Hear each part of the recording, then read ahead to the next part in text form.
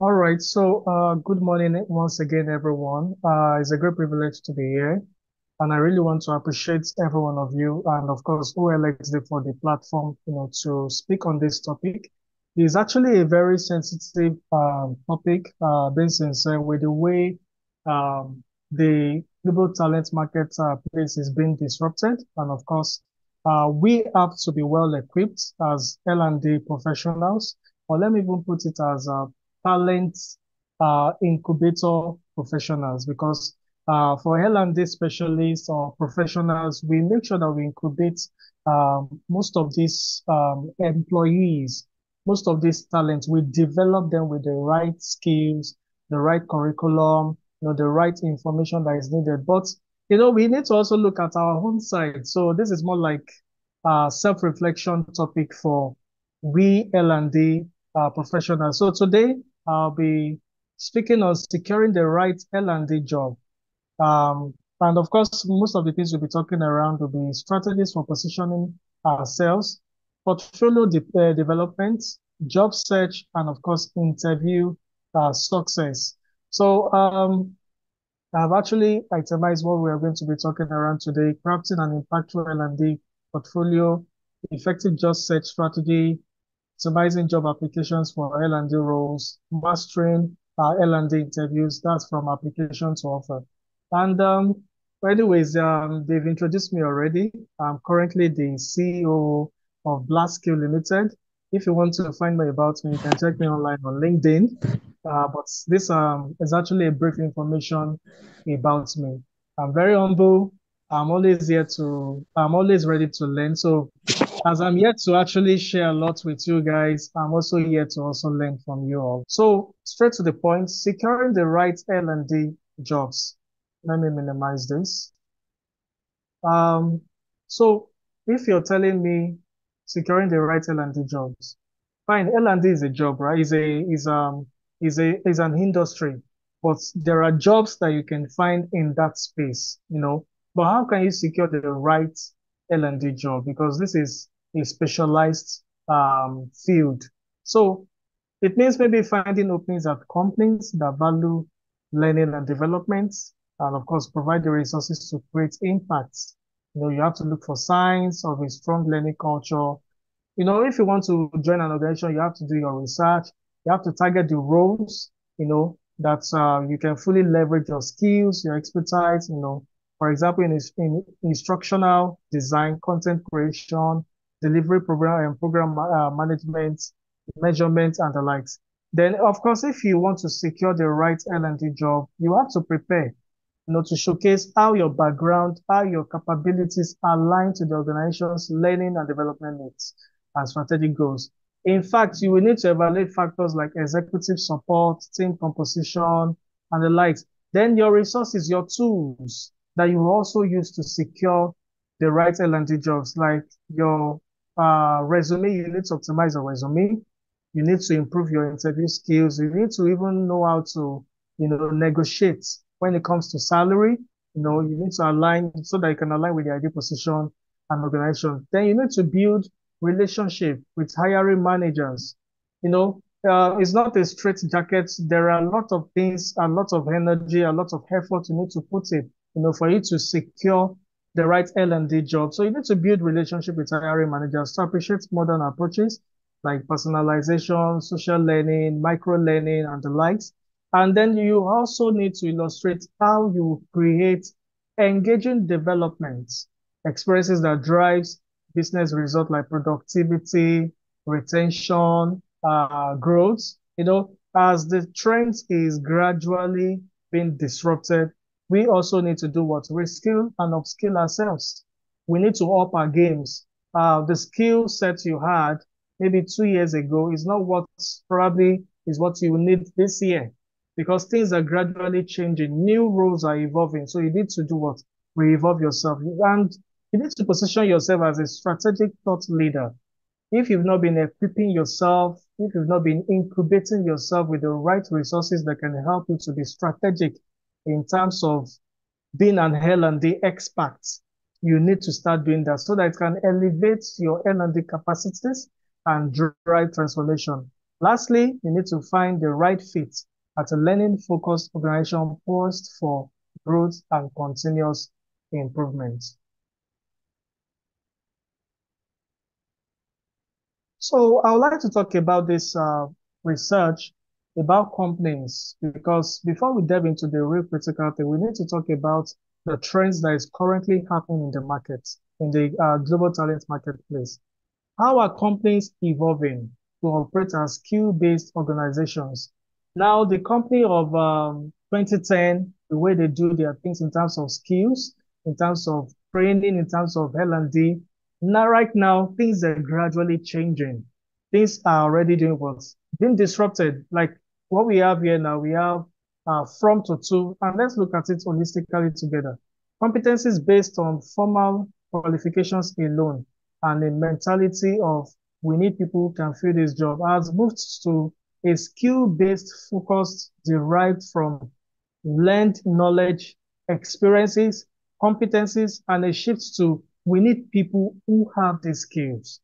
So the global talent marketplace is gradually changing in terms of needs, in terms of skills, in terms of capacity, competencies, in terms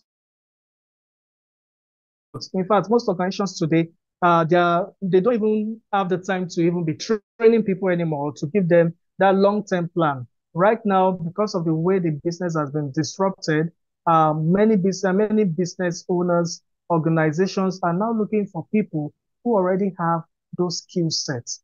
Let's look at the other one. Organizational structure based on functional hierarchy with job attached and with work organized across functional silos. That was then, but now organizational fluidity with projects that can be delivered by leveraging a skill portfolio with work organized across skill groups. We also have, let me pick this one, technology and access to qualified candidates are the barrier. Now, practices, processes, and organizational inertia are the barriers.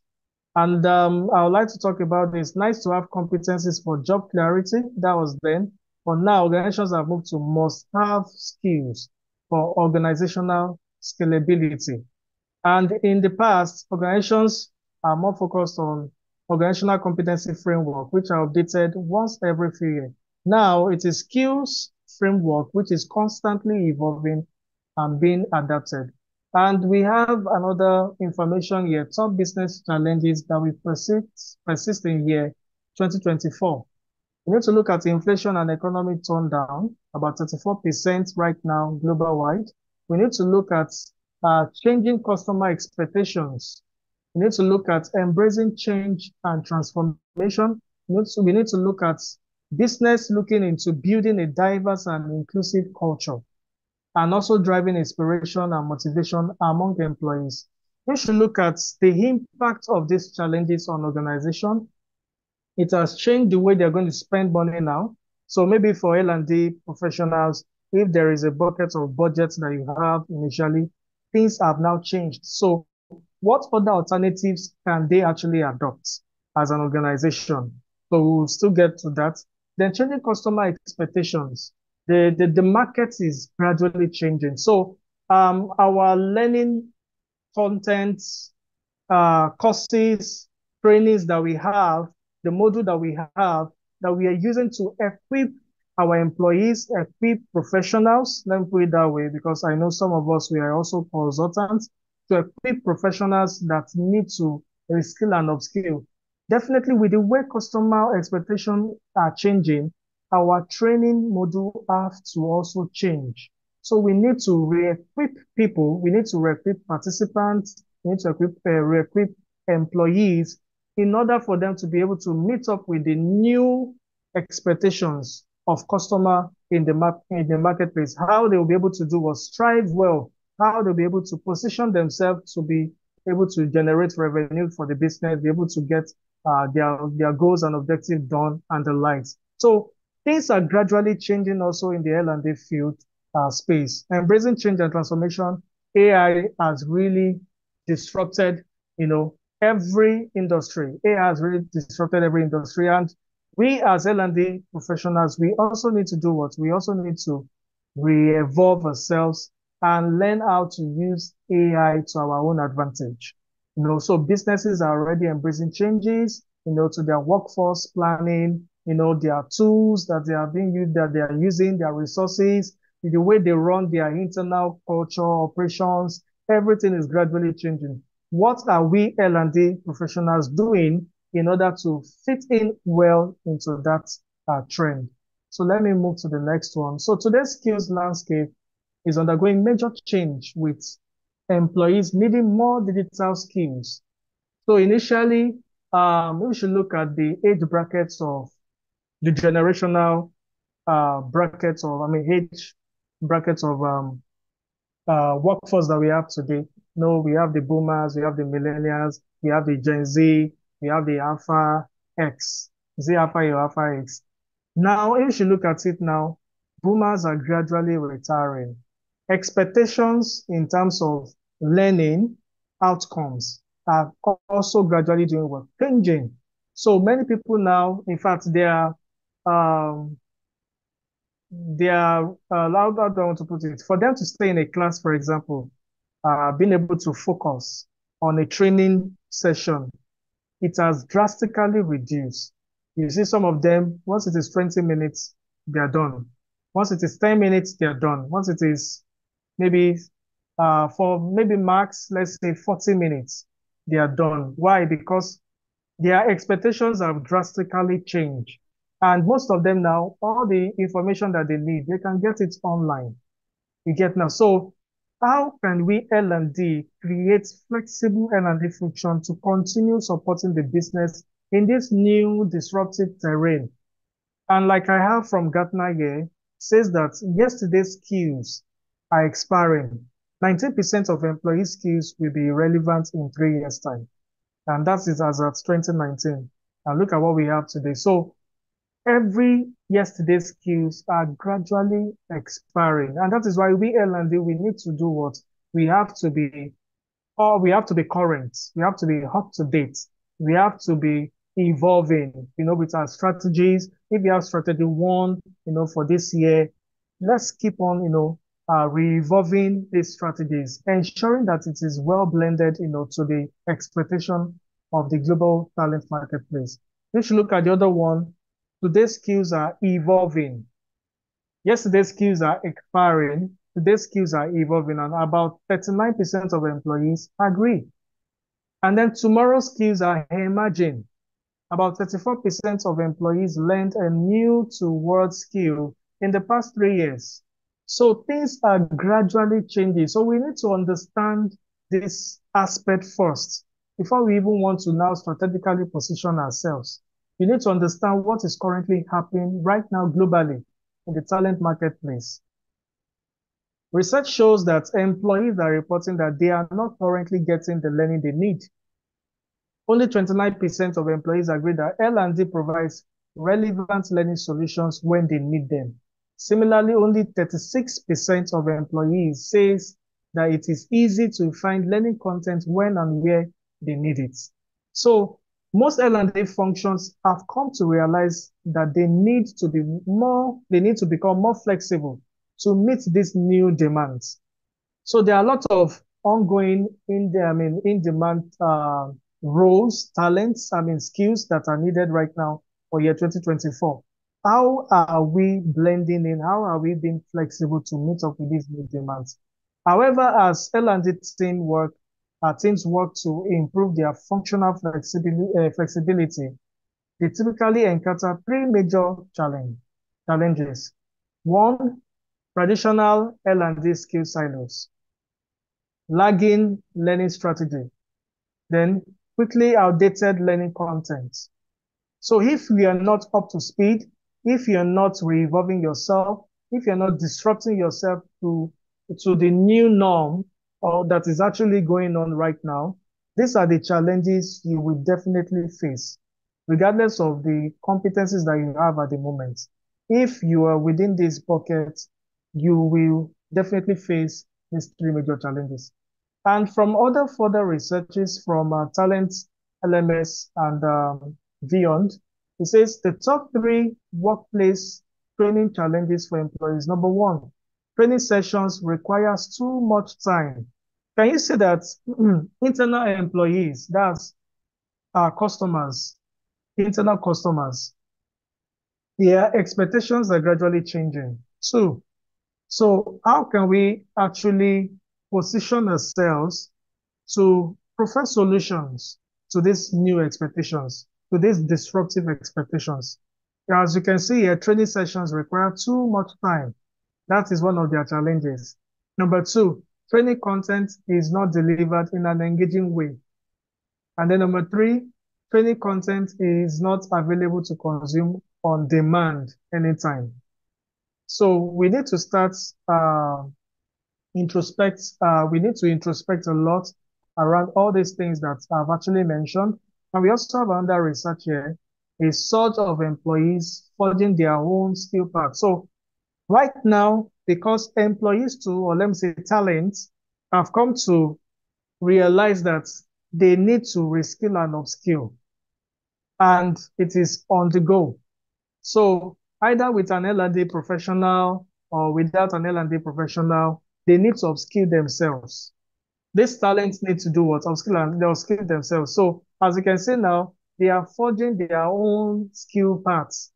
They are discovering a lot of skills about themselves, and they are equipping themselves. You can get any information online. They are really equipping themselves to do what? To be competitive in the market. To be competitive in the market. What can L&D professionals do in this terrain? And you, as an individual, as a consultant, as a talent, as an employee, are you also currently finding yourself in this space? Are you currently forging your own skill path? Are you currently improving yourself? Are you currently doing things, not like before, but in the new way? So these are things that we need to also look at. And of course, we have another one here. Employees cultivate a growth mindset. So talent right now, especially with this new generation, oh God, they are so much when it comes to research, when it comes to information, they are loaded. They have access to enough information online. So with this, they are consistently improving themselves. They are consistently improving themselves. And the other one I have here is the half-life of skills keeps shrinking. Just like the way I mentioned about yesterday's skills, gradually they are doing what they are already facing out. And then today's skills, they are, of course, evolving. And tomorrow's skills, they are emerging. So if you should look at the skills like what we have here, skills are the cornerstone of the workplace, but they are rapidly changing. Employees or talents are aware of that, with 57% saying that the shelf life of skills is shorter than it used to be. So we as talents now, we as L&D talents now, have we come to realize this? Have we come to realize this, that the shelf life of skills is now shorter than it used to be? So the skill gaps, I mean, the skill competencies you have now, have you currently conducted an audit, to check yourself to see if those skills are actually relevant in today's demanding talent marketplace, or they are not relevant? So these are the things we also need to look at. Then we have this strategic need analysis conversation, which shows us a pictorial view of the surface level skills needs and the strategic business skill needs. So for we L&D professionals, yes, it's good to have the immediate skill needs that, of course, business leaders and employees inevitably bring to the table. But we also need to strategically position ourselves towards the business skill needs. So yes, you have the skill needs, but you must also do what? Position yourself, strategically position yourself towards the business skill needs. Strategic business goals underlining surface level skill needs. And you could see the how big it is. But are you on the surface or you have in depth? It's just like I have a colleague of mine, I won't mention his name, but It talks about brain, I mean, beauty without brain. Now put it that way. So beauty is physical, peripheral, while in-depth without brain. So this is just what is trying to tell us that the skill sets you have right now, are they surface level skill sets that can actually meet the immediate needs, or they are strategic business skill needs? Strategic business skills that can meet business needs. So you need to start looking at that holistically. Where are you at the moment? Where can you position yourself at the moment? If you conduct an audit right now for yourself, where can you find yourself? Are those skills actually relevant? So for L&D functions to become more flexible, progressive skill development, so that I'm talking about we L&D professionals now, how can we actually blend in into this um, disruptive talent marketplace, the demands of what is needed in order to be able to, to equip talent and even to equip ourselves. So we have to be progressive in skill development. We have to gradually expose team members, talent to new skill areas, progressively building out the team skills portfolio. So we need to strategically do that. Also, we need to change, improve learning strategy. So evolve learning strategy at pace with the business and employees by creating dynamic, change-proof learning strategies. What you're using maybe the last 4 months can change. So you need to be revisiting it and ensuring that it is what change-proof. Then targeted iterative content. Build targeted skill development content that can be easily modified as skill needs changes. Then in reality, L&D strategy should be based less on cadence and more on aligning the pace for revisiting learning strategy with the pace at which business strategy evolves. And if you should look at this picture here, you can see evolving business strategy. The first one we have here is evolves with workforce planning decision, organizational mandate triggers shifts in strategy, acquisition results in major strategy changes, and strategic shifts with market changes. So we need to balance ourselves within this information that I've actually shared with us. We need to position ourselves so that nothing gets us off guard. Nothing gets us off guard. We need to do what? Learn well, as the workforce planning is evolving, as organizational mandate is triggering shifts in strategy. We need to do what? We need to be proactive and not reactive. Now, I know at the moment we have ways of measuring success when it comes to L&D, right? And from research, it has now come to light to tell us that we now have vanity metrics and then we have business metrics.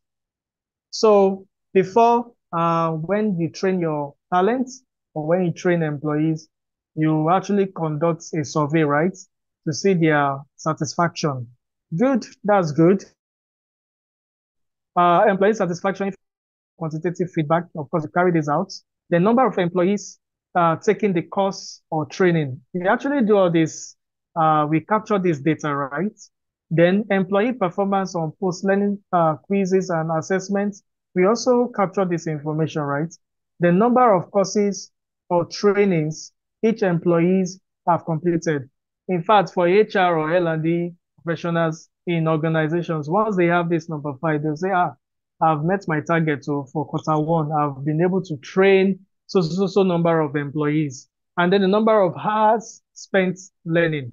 We also captured that. Yes, this staff was able to do this and that. But hey, guys, things are now changing. To businesses right now, these are vanity metrics. Things are now being disrupted. So we need to start looking at business metrics. And the first one I have here is improved performance reviews. So quarter 1 to quarter 2, quarter 1 of 2023 and quarter one of 2024, what is the performance review data? That is what businesses are now looking at. Then team and organizational business metrics, their goals, their objectives, how well has the training impacted on the business outcomes, expected outcomes, or the departmental KPI outcomes.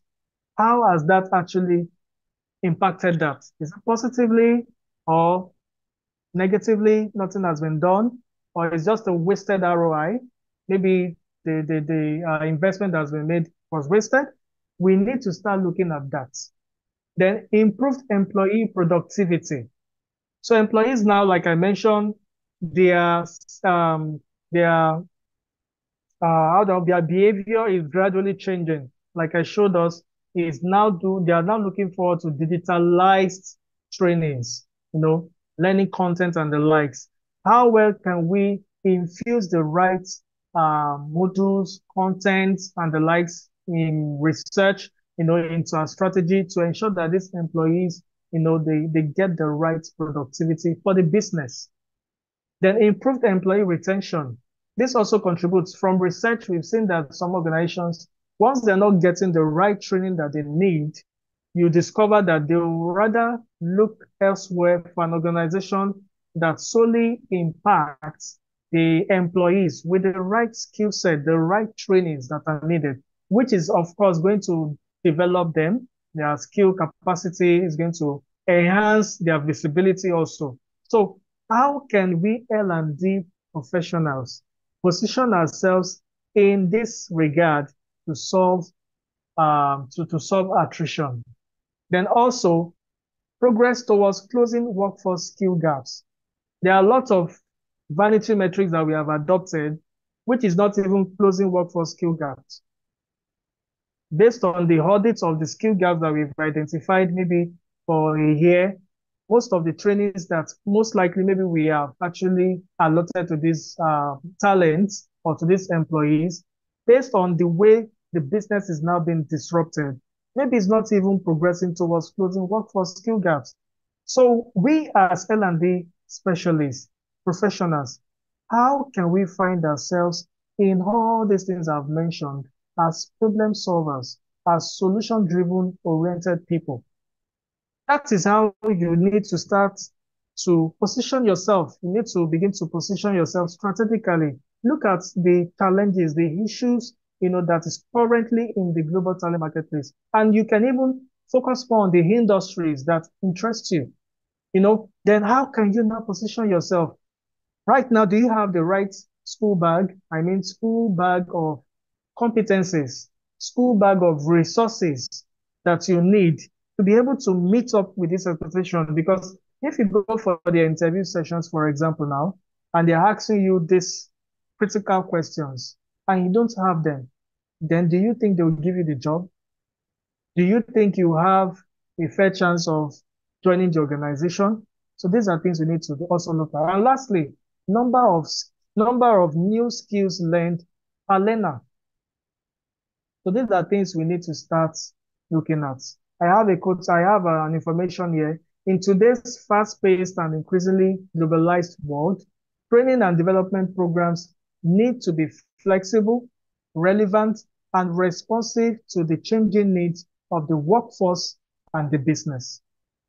So these are the KPIs of the future: knowledge retention, participants satisfaction score, training performance versus performance of the organization, employee engagement, and of course, the business and stakeholder satisfaction. This is how we need to start positioning ourselves strategically. There are 7 takeaways for employers, which they've actually identified from last year to this year. So they've discovered, based on the business challenges I mentioned earlier, they've now discovered that they need to fast track the development of new skills because they need to catch up with the disruptive trend that is currently going on. Then they need to fire up internal mobility to address skill gaps. Right now, many organizations are not tapping into internal mobility structure, because there's a lot of opportunity in that because if you are able to equip and address the skill gaps with succession planning for your organization, it can enhance internal mobility and it will save costs because talent acquisition right now, if you want to source for new talent with the way Jackpot is happening and the likes, internal mobility can help. But how can L&D professionals strategically position themselves to solve issues like this, critical issues like this? These are things that we also need to do what? We also need to look at. Then embedded learning into the workforce.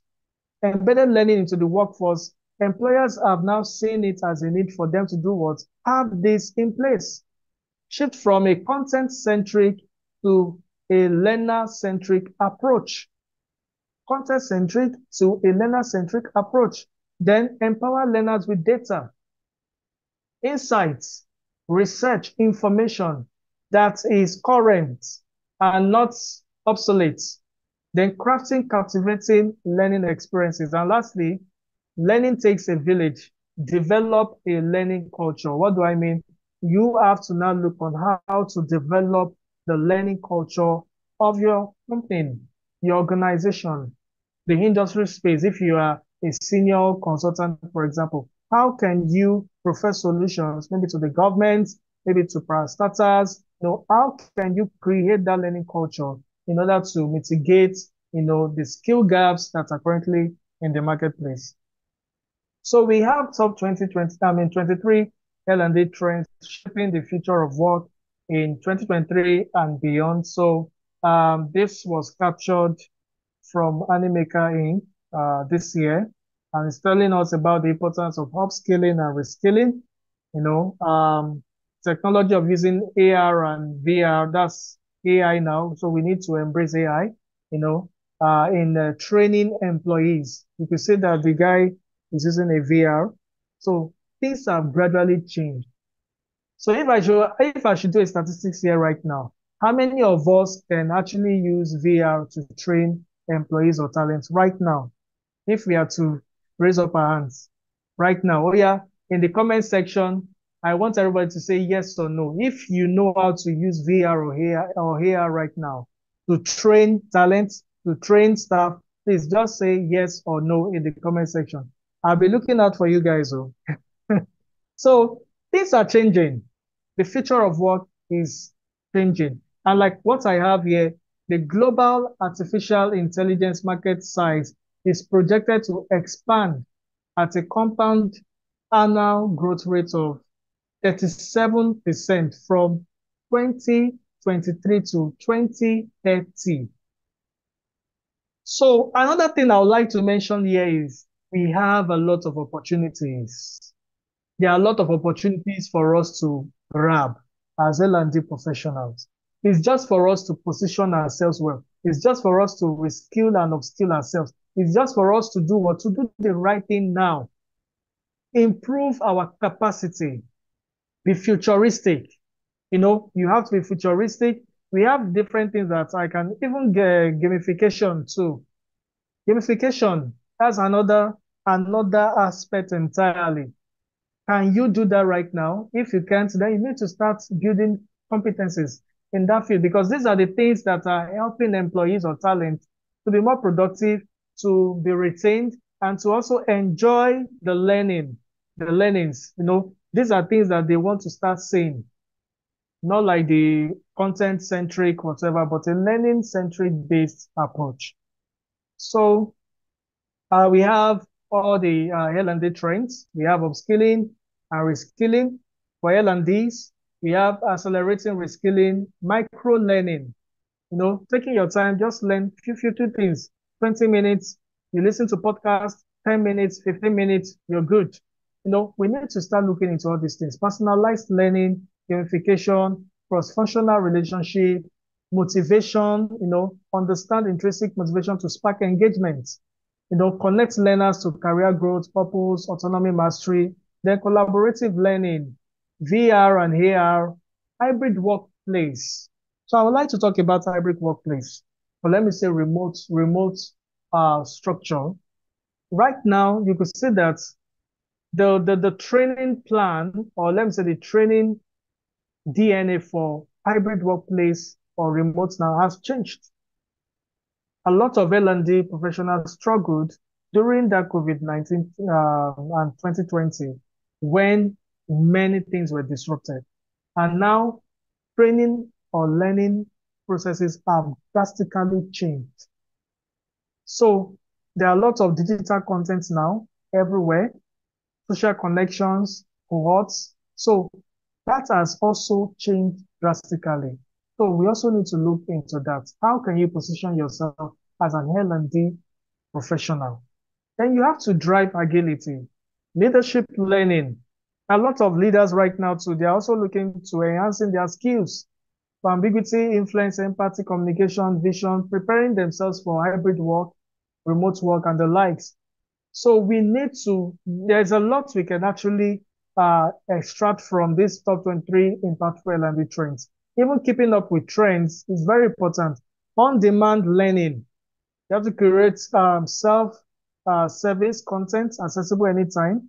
You know, all these things, they are things that are constantly on the go. Be able to craft up result-driven programs. Social learning is there. Diversity, equity, and inclusion is also there. How can L&D professionals also blend in, to give their best to make sure that they are solution driven in this aspect? AI, improved L&D metrics. I just mentioned something around business metrics and vanity metrics, and of course, prioritization. So these are, I know we can still do a lot of research around this, but these are just some of the information I was able to gather on top 23 impactful L&D trends in 2023. Now, pointers from what we've just seen. Micro learning is one of the things we need to strategically look into.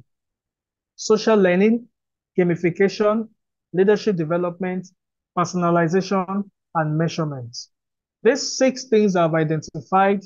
If we take our time to strategically break it down and then see how well we can infuse our capacity, our competencies, right? Our skill sets, how well we can, improve ourselves in this regard, you will see that you'll be solving a lot of issues within the L&D space, within the L&D industry field. You discover yourself solving a lot. For example, measurements. If you are able to set meaningful L&D metrics, business metrics, it will really go a long way in impacting the business ROI. So these are the pointers I was able to extract from the top 2023 impactful L&D trends in 2023. So the next one we have here is we mirroring ourselves as L&D professionals. We mirroring ourselves. So we need to mirror expectations back to ourselves. It's just like when you're looking at the mirror, it bounces back to you with some thoughts and reflection. And let's ask ourselves these questions. Training, or let's say this to ourselves, training is not our product. Results are our products. None of us joined L&D to develop training modules that waste people's time. We are here to make a difference, to develop effective employees, talents, and high-functioning teams. So we need to mirror our expectations. The other one I have here is, if people can't perform effectively on the job, or we can't tie our learning solutions back to the business's goal, then what's the point? Then what's the point? I'm just trying to help us have an insight before we go to the main deal thing. The 2024's workplaces, we embrace technology tightly, investing in innovative learning solutions that aid productivity and employee growth. So L&D will no longer be about pushing digital learning alone, but about transforming people into efficient and mindful elements of businesses. So it's not business as usual anymore. We have to look at ourselves holistically to see, am I still competitive? Am I still within the space of the business expectation, or I'm not at all? So we need to look at that. Now, back to us as individuals. Before you even think of developing job strategies, developing, looking for organizations, researching about them and whatsoever, have you taken time to brainstorm your professional what? Have you taken that time to brainstorm your professional words? And like what I have here at the moment, what value do you want to trade? What you currently have now that you call value, is it something that will worth it for you to trade right now in this disruptive global talent marketplace? So what value, what is the coefficient of your value? What is the ranking state of your value right now? What value do you want to trade in the global talent marketplace? Then what unique skills or talents do you possess in the L&D space that will set you apart in your field? So these are questions that we need to self-introspect and think through, before we will start looking at to say, okay, these are the things I now need to start doing. You need to do what? You need to identify the unique skills or talent that you possess. Then what is the most significant lesson you learned from maybe a mentor or a role model in your career? Do you even have one? Do you even have one right now? Do you? Then the impact, okay, what impact do you aspire to make in your industry or profession in the long run, based on what we can see right now? What impact do you aspire to make? Then what motivates you to excel in your career beyond financial rewards? How do you define success in your professional life? And how has that definition evolved over time? How do you continually invest in your own learning and development to stay relevant in your proposed industry? How? How have you been doing that? Magic can't just happen. Miracle cannot just happen. You have to do what? You must also do your own part. Then how do you communicate your professional words to others? This is where I also see that a lot of professionals also have challenges. They have it. They have that professional words, but they don't know how to communicate it. And if you don't know how to communicate your professional words, how do you now want them to actually see through you? How do you want to buy them into understanding that this is what you want? So how do you communicate your professional work to others, whether at a job interview or networking event, or maybe within your current organization? How? Then, do you currently have a huge understanding of the industry trends and market changes? If I should select someone now, as at 12 o'clock a.m., that's between yesterday and today, what is the recent news around the L&D field? Let's say in Nigeria, for example. I'm sure majority may not be able to answer right now. So understanding of industry trends and market changes are also very important. And do you know why I have these three here? Because all these questions, they are the roots. If you don't get your roots right, you don't get your foundation right, you don't get your background right, then you won't have the right picture of leaves, flowers, fruits that needs to boom out, the results, the outcome. You won't be able to get the right outcome. So we need to do what? Brainstorm our professional words.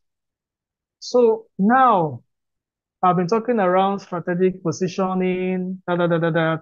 I've said a lot around this, but I'd just like to break it down so that we can understand what strategic position is all about. This is about you showcasing yourself as a strategic business partner, not just a training coordinator. You need to understand how L&D enables organizational strategy.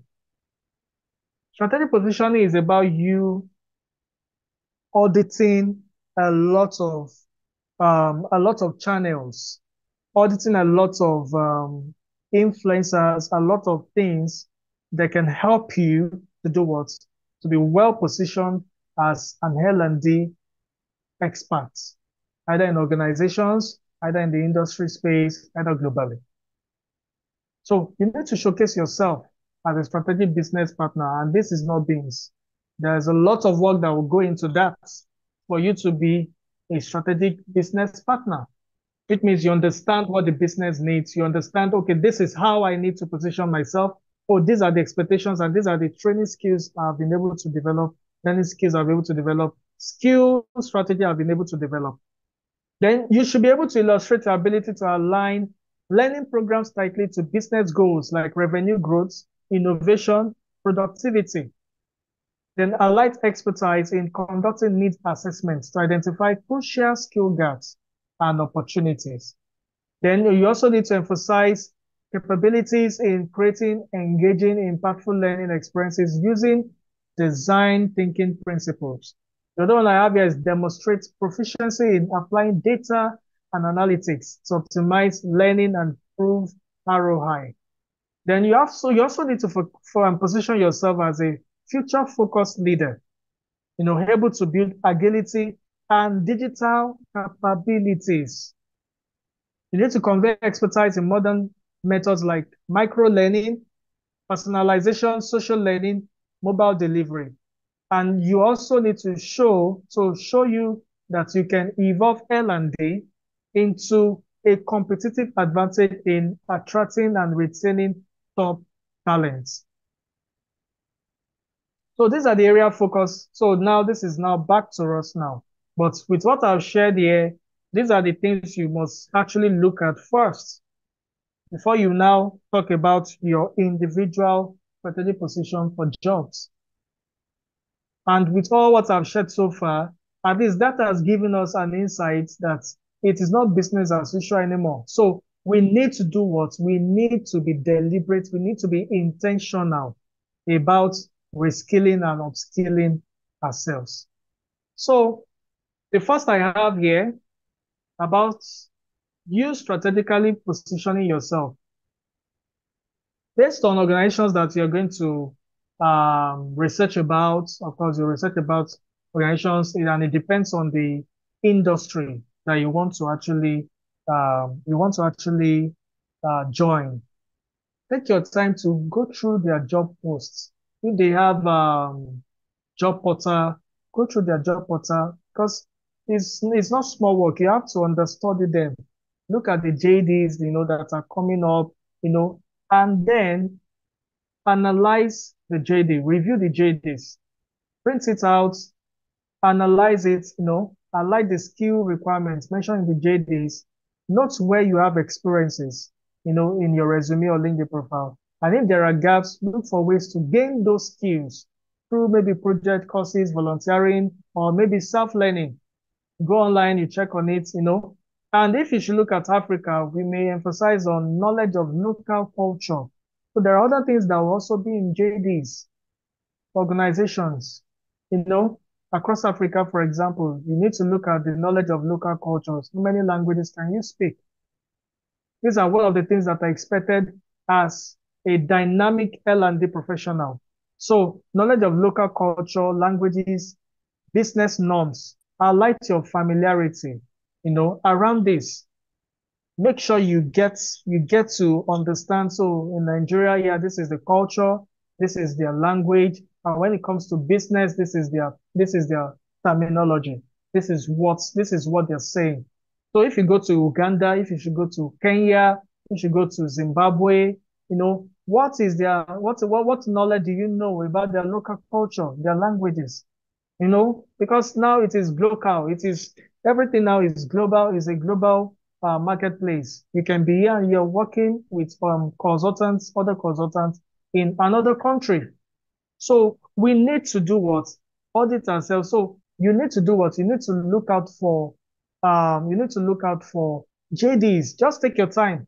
Look out for JDs, especially for those skills, those roles that you're looking for. And then check the skills that you currently have.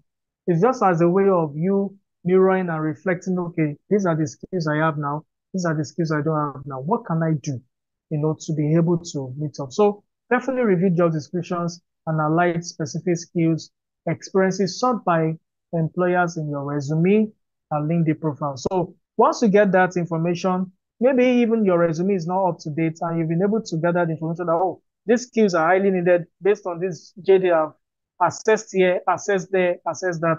And it's not in my resume. So I need to infuse it in my resume and capture the story well, maybe with achievements and so on and so forth.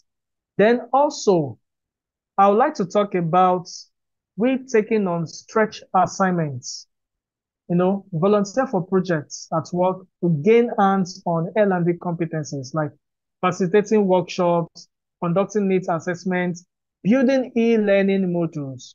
If I should ask majority of us here, can we actually build e-learning modules? Can we build e-learning modules? And if we can, what is the current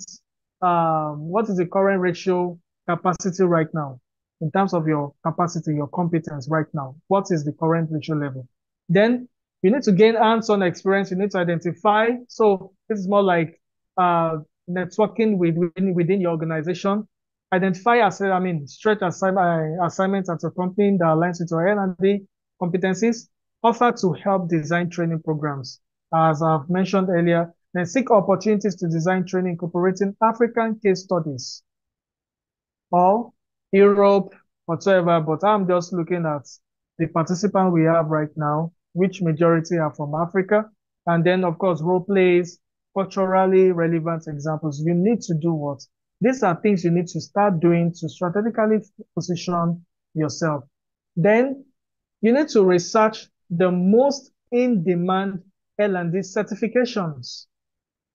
The most in-demand L&D certifications are micro-credentials in your region and internationally. So consider courses in instructional design, e-learning tools, training evaluation, and so forth. And there are lots of professional bodies like ATD, CIPD, go for trainings, research the most respected L&D certifications, and enroll. Because you need to strategically position yourself. Right now it's about skills, but certifications too is very important because it opens room for a lot of opportunities. So you look at job postings, identify in-demand certificates like PMP, design thinking, agile, LMS platform, enroll for one or two certifications that provide these credentials in your target L&D niche. Okay. And of course, look for other certifications, from regional bodies, like AATD and the likes. So when you start doing this, it's going to position you well. It will show that you have a lot of resources, you have a lot of exposure, you have a lot of network. And also, we need to also network either virtually or physically or through conferences, events. You need to attend local L&D conferences or international conferences and events to network with professionals in the industry. Follow prominent L&D thought leaders on social media. Check out for what they are doing right. And of course, follow suit. And in fact, do better than them. Based on research and whatever, you can do better than them. So networking is very critical, very important, and it will even help you to be up to date. So you need to follow prominent L&D influencers on Twitter, LinkedIn, join local ATD chapters, and attend meetup. Based on the questions we filled earlier on, remember, majority of us only showed that the way we source for jobs is actually through online job boards. But very few were found within the space of professional networking, and of course, referral. So from networking, you get referral. And the quality of your network will determine the quality of jobs that you have access to. Because when your network is so rich, then you will definitely have access to rich job opportunities. And once you yourself, you are now rich in terms of your capacity, in terms of your competencies, then you guys will just blend well. The rich job and you rich competencies, you blend well. But when your competencies are more like in the space of gaps and not rich, it's not, it's not like your strengths at the moment, then there is a problem. It means that you won't be able to, you won't be able to optimize your network and the rich job opportunities that are coming to you. Also, include a diversity of work samples. Okay, so the next one I would like to talk about here, so I've spoken around strategic positioning. So this is very important. Networking, researching the most in-demand L&D certifications. And I think I spoke around searching for job descriptions, sort for them just like case studies. Identify, especially those top organizations, identify the skill set that are needed and those that you don't have. And of course, take advantage of assignments, projects, that can help you to develop your skills. But right now, the next one we are going to is you building an impactful L&D portfolio. You building an impactful L&D portfolio. So you need to include a diversity of work samples, training programs, workshop decks, e-learning storyboards, learning needs analysis, post-training evaluation. And I even want to ask us, do we currently have a portfolio case right now that can show 5 to 6 work samples that we've actually done, that can showcase the breadth of our skills, our training programs, our workshop decks, our storyboard? Do we currently have that? If we don't have that, then we need to start developing it. We need to have an impactful L&D portfolio. Okay? We need to have an impactful L&D portfolio. Video of facilitating sessions, e-learning modules, instructional design documents, post-training evaluation, which are now well blended with the disruptive talent marketplace needs. So your L&D portfolio, if you have, is it current? Is it up to date? So you need to do what you need to upskill. You need to do what you need to up your game.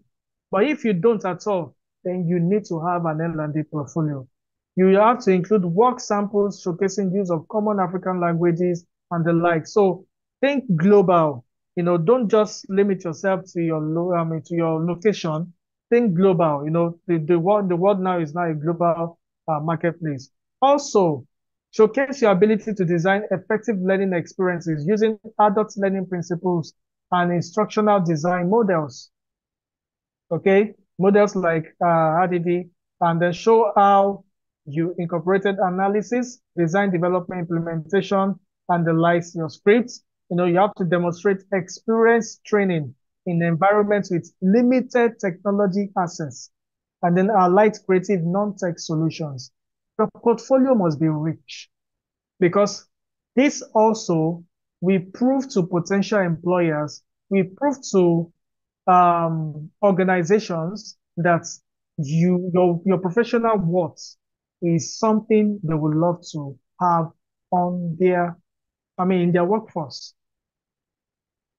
So aside from strategically positioning yourself and doing a lot of research, equipping yourself and flourishing your roots and the likes, you also need to build an impactful L&D portfolio. Then, of course, you have to use graphs, charts, and data to demonstrate impacts and results of your programs. You have to embrace data. That's what I'm trying to say. You have to embrace data. For global companies, emphasize adaptability and cultural sensitivity in designing programs for African learners, and we can cut it across Western, United States and the like. Okay, so I'm just trying to look at the participants we have at the moment. So you can actually, if you're joining from United States, joining from Asia, whatsoever, just look at it in your own context. So United States learners and the likes. Then organize samples clearly on the website or LinkedIn profile. Provide concise explanation of each project. Enable easy download for reviewers. So it's very critical for you to have an L&D portfolio because you don't know the next opportunity that will come. It might not be from your terrain, your local environment. It could be from a foreign organization. And what are those things that you need to prove to show them that you are highly loaded, to add value to the organization? Now, if you've gotten the first one and the second one right, then how can you have an effective L&D job search strategies? There's something I will share with us later, but how can we actually have an L&D job search strategy in place. Number one, you need to set alerts on job sites. Identify job sites that you know that they are current, that you know that you always get global and local new openings. You need to do a set alerts on job sites like Glassskill, like Jobberman. There are a lot of them like that. You know, search for job sites that you can do what you can set up your alerts on, so that the moment there's any job on L&D whatsoever, it pops up. You know. Then you also need to tap networks like your college alumni, L&D associations, LinkedIn. I mentioned that earlier, that the quality of your network will determine the quality of the job reference that you're going to get. Take advantage of this networking. Utilize professional associations. Make sure you network.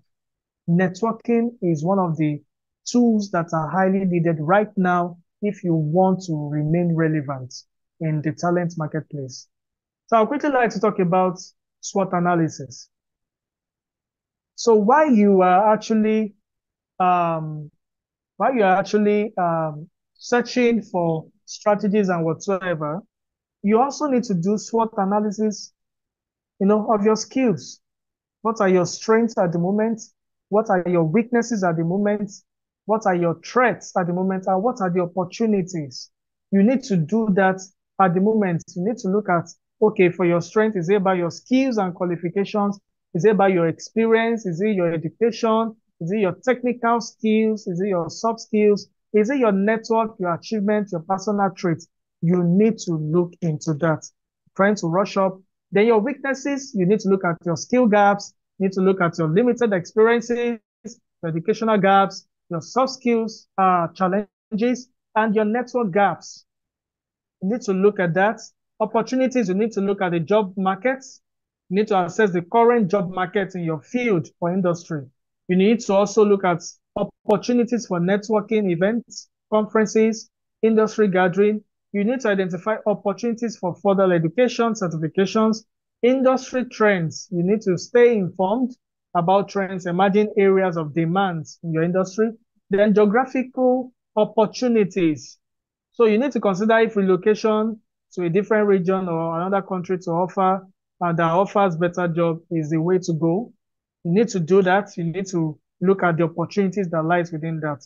For example, moving from the rural to the. So you need to look at that. Then your network, your networking contacts, then mentorship. Mentorship is very important. Seek mentorship opportunities with experienced professionals. Then threats, you know, strengths and weaknesses are within our control, right? But opportunities and threats, they're not within our control, they are external. But it depends on how you position yourself in terms of strengths and weaknesses, when this actually showcases itself. So for threats, which are external factors, what are the economic conditions right now? And I mentioned, I think about 5 business challenges right now in 2024 that most businesses will be facing globally. So we need to look at the economic condition. Have you taken your time to assess the economic conditions, such as recession, economic instability, and so which might impact job availability? Then competition. You need to consider the level of competition in your field right now. Changing industry, you need to see the significant skill sets that are now redundant or gradually being redundant, and then look out for skill sets that are the new oil. So as things are changing in your industry, you need to do what? Also upskill and update yourself so that those obsolete skills or declining skills will not be a threat for you. Then technological changes. I've said it several times, you need to embrace AI technology. It is currently very important right now. As an L&D professional, you need it. Then market saturation, it depends on the industry or organization you're actually eyeing that you want to actually join the workforce, or as a consultant in terms of where you want to actually expand your tentacles, in terms of business opportunities, in terms of being able to get the right participants. And so you need to look at the market saturation. You need to look at where is the blue ocean, where is the red ocean, and how can you navigate if the way to go is the red ocean, and how can you navigate if it's actually the blue ocean? Then geographical limitation, you need to look at that also if it's actually restricting opportunities in your preferred location. So this is just like a pictorial view of, career profiling and SWOT analysis. Just identify your strengths, your weaknesses, your opportunities, and of course, your threats. Also, you need to do gap analysis and you must profile action line. So like what we have here, what our employers needs right now. So, and this, you should be doing this maybe on quarterly basis. So what our employers needs right now? What are organizational needs right now? What are businesses needs right now? You need to look at that. Then, which skills do I have? Okay, what's the gap? Which actions do I need to take, to bridge that gap? Talking about we independently now and who can help. Then, what's the time frame for me to complete this? So, gap analysis and action plan is very important. You need to take that, serious, even as a business, as a business mogul or whatever. This is very, very important. Then job searching approaches, I would like to tell us that when it comes to job search strategies, we have active job searching, passive job searching, and of course, for some, they combine active and passive strategies. So we have some that they are actively looking for job. That's like red zone. They are looking for job anywhere, anyhow. But how do you look for a job? Do you currently have a tracker for the number of jobs you apply per day? If I should ask for some of us that we are currently looking for jobs right now, for the past 3 months that you have applied, how many jobs have you applied for? How many companies have you applied to? What type of roles have you applied for? Which location does all these organizations are situated? And then what time did you actually apply? Is it before or after expiring time? What time? Do you currently have the data to track your progress? Do you have that data to track your progress? It's not about applying. So we need to be, even in job searching, we need to embrace that side consultant of us. You have to be strategic about it. How many jobs per day? How many jobs per week? And you don't just apply haphazardly. You apply strategically. You look out for, okay, these are the organizations, these are the roles, okay, and these are, so, and then for your resume, you customize it by industry. Then you apply. In fact, you may not apply so much because you have been able to streamline it. And then at the end of 1 month, you'll be able to say, I applied 7 times. And the result is maybe 6/7 positive, and why the other one is negative, or maybe it's the other story. So we need to look at that also critically. Then passive job searching. That is for example now, let me use myself as an example. Now I'm on LinkedIn. I'm not looking for a job. You cannot come and poach me because Black Skill is taking good care of me. But indirectly, me putting out my portfolio, what I can do out there, you know, on LinkedIn, on different platforms, showcasing my capacity. Automatically, you are impressing an impression in the minds of business owners, decision makers on those platforms in such a way that when job opportunity comes, they can quickly sync you with such opportunity and say, do I need to adopt this person? I think I need this person in my business. Why? Because you have showed value over time on different platforms. That is what I call passive job searching. You're not searching, but you're strategically positioning yourself for visibility, for future opportunities. That is passive job searching. And for some other persons, they combine it together. That's combining active and passive strategy. So I think I've explained that And of course, we need to adopt online boards. Yes, we all mentioned that majority of the participants highlighted that they are using online job boards. Yeah, but we need to also adopt other channels. The online job boards like LinkedIn, Indeed, Glassdoor, Monster, and the likes, they are very, very critical. Then, of course, company websites too. Go to company, make good use of company websites, monitor their job openings and tailor your applications to the organization's culture and value. Okay, so I've explained this very well. Then I would like to talk about our resume, our CV. Like I mentioned, once you've done SWOT analysis, you've done gap analysis, you'll be able to discover, excuse me, you'll be able to discover the right skills that you have. You'll be able to discover your skill gaps and what you need to do. And then your resume too. The tonality of your resume or your CV will determine how well you'll be projected to prospective employers to prospective employers or organizations. So you need to align your resume bullets, your key skills, your achievements directly to the requirements in job posting so that it will pass ATS system. And there's a reason why I'm talking about ATS because now organizations in talent acquisition process, they have evolved from just using the traditional method to AI. So is your resume or CV ATS optimized? Is it ATS optimized? Then do you have the right keywords? I mean, L&D jargons that are needed, on your resume, even on your LinkedIn profile, another platform that can actually enhance your visibility, which will pass ATS system. Do you have the right keywords optimized? And have you aligned your skills to the needs of key industries? In Africa, in Europe, in the United States and the like banking, natural resources, telecom, have you actually aligned your skill set? Then cover letters for some organizations that request for cover letters. Have you been able to personalize your cover letters?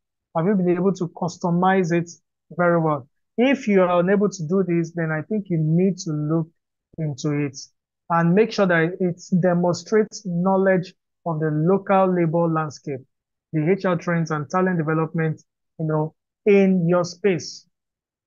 So I may not so much take my time on this, but we all know what an ATS is all about.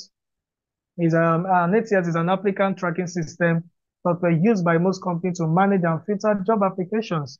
So ATS helps employers organize and evaluate resumes efficiently by collecting, sorting, and filtering applications. So of course, how to optimize a resume, you have to use relevant keywords, you have to avoid complex formatting.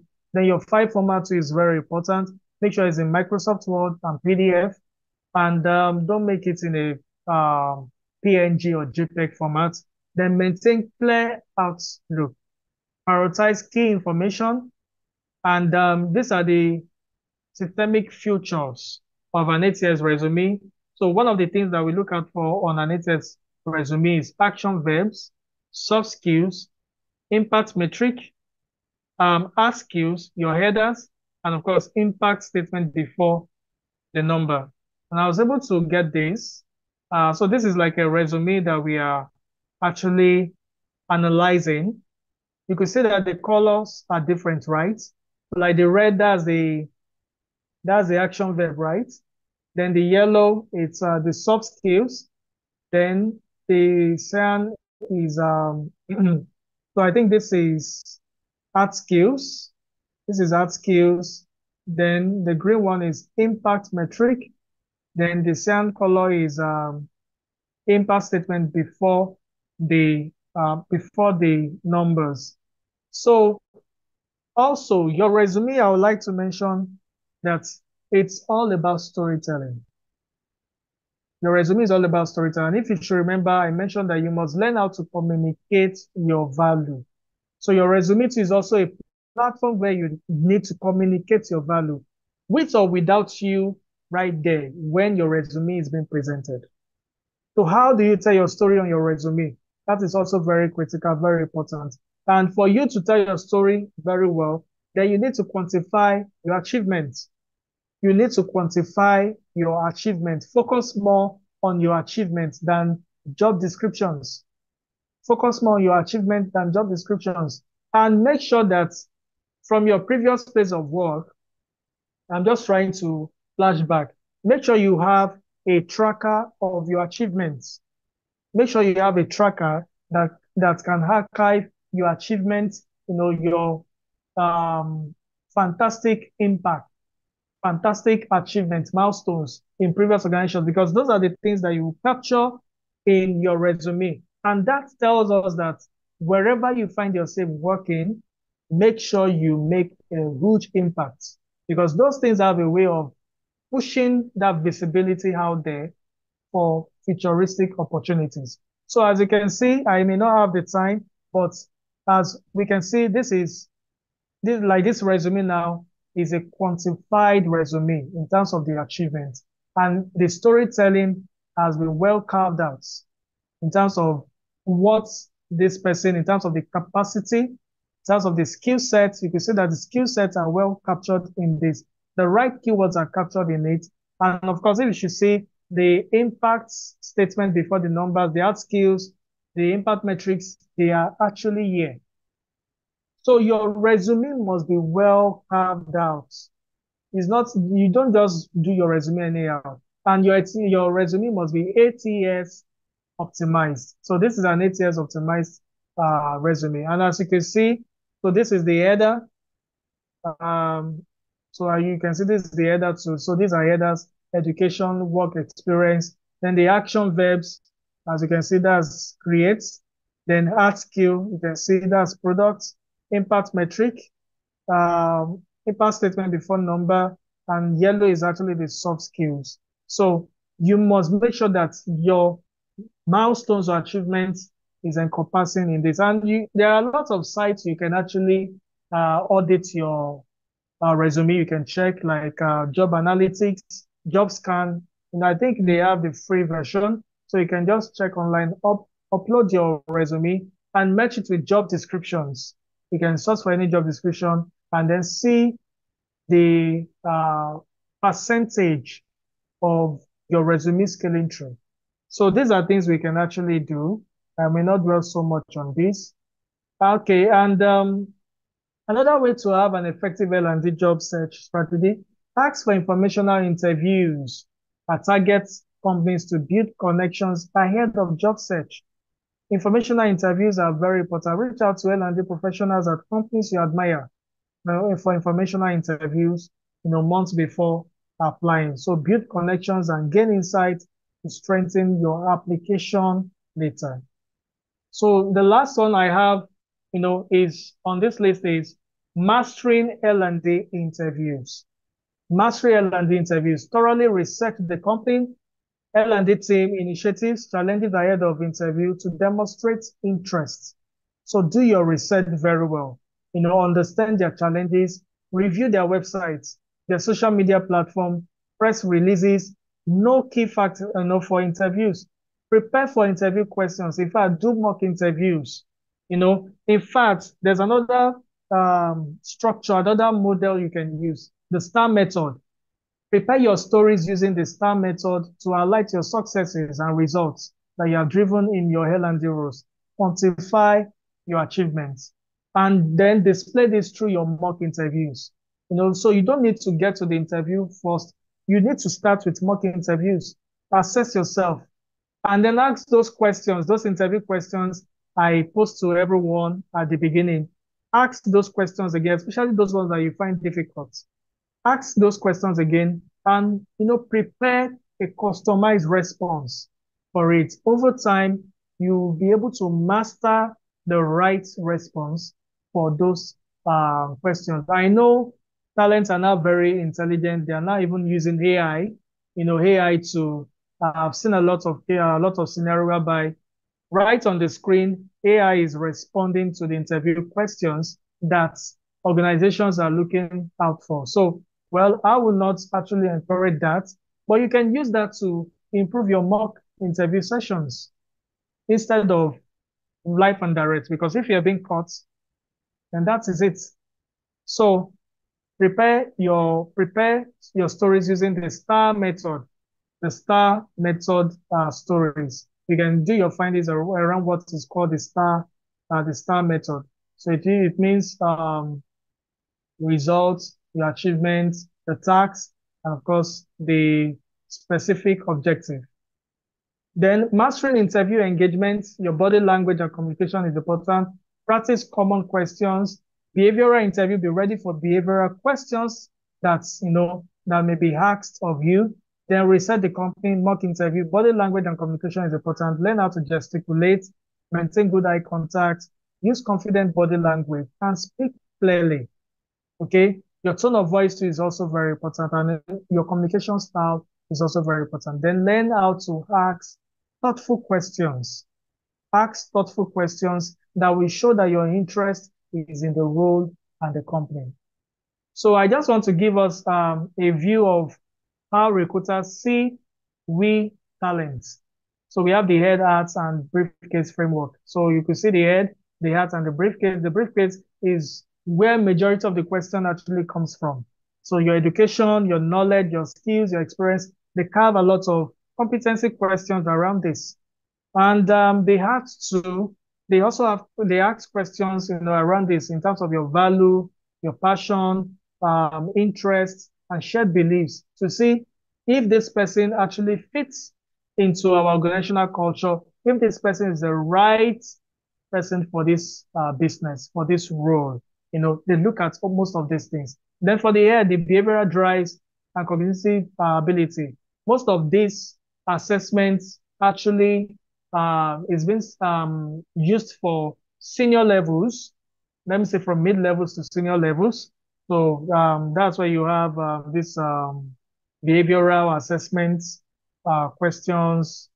Forgotten the right word to use right now, but they assess them in terms of behavioral because for the ed aspects, it is hidden.